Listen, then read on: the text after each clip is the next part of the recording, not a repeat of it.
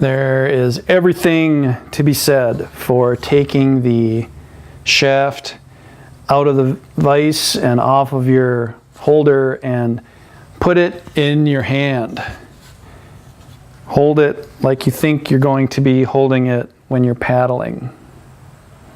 And see how this top piece feels on your grip. And this is still way too wide, but it's entirely okay to take it out and feel it. You want to creep up on the final shape. You don't want to get there too soon. This time around I'm putting the paddle in so the top is up, and that means that I'm going to hold the tool on edge.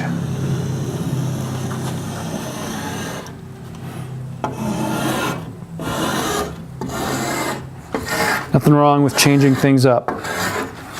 This kind of affords you an opportunity to work both sides.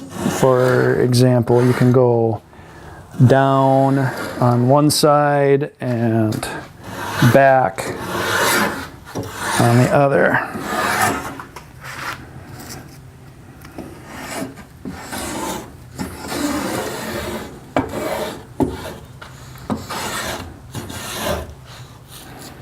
You'll find that there's a strong hand and a weak hand regardless of how you're positioning the wood and how you're holding the tool. So most people play to their strengths, but it's certainly an opportunity to force your offside to get stronger.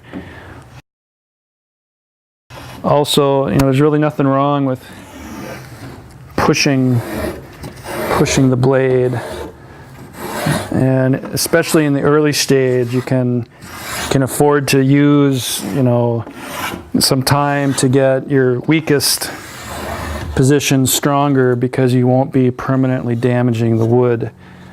You've always got some volume of wood afterwards to recover with if you do something silly with a weak tool position.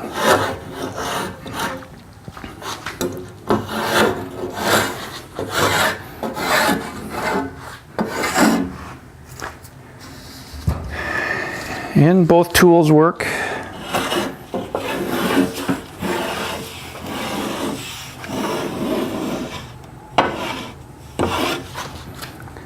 Both tools work in both directions.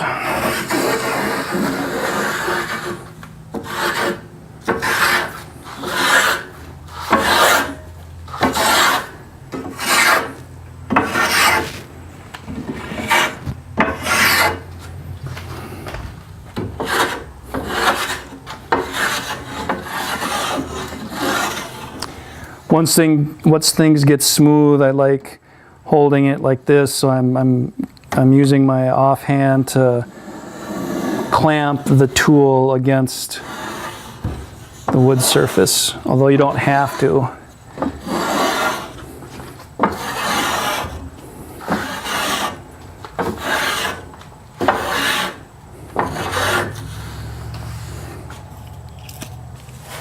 We're pretty much turning this into a really long YouTube video. And it was probably pretty boring for those of you that made it all the way to this point.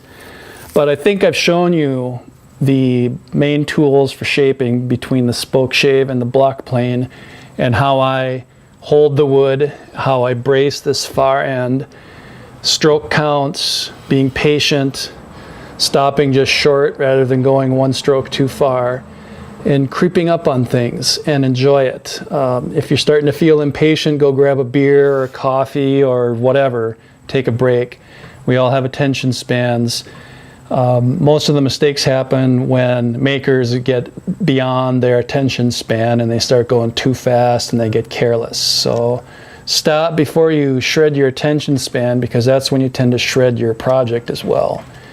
But other than that, when you're in your zone and you're feeling good with the tools, woodworking is a wonderful thing. It's one of my favorite things. If it wasn't, I wouldn't still be doing this after about 8 or 9 or however many years. So it's good stuff. I hope that you enjoy it as well.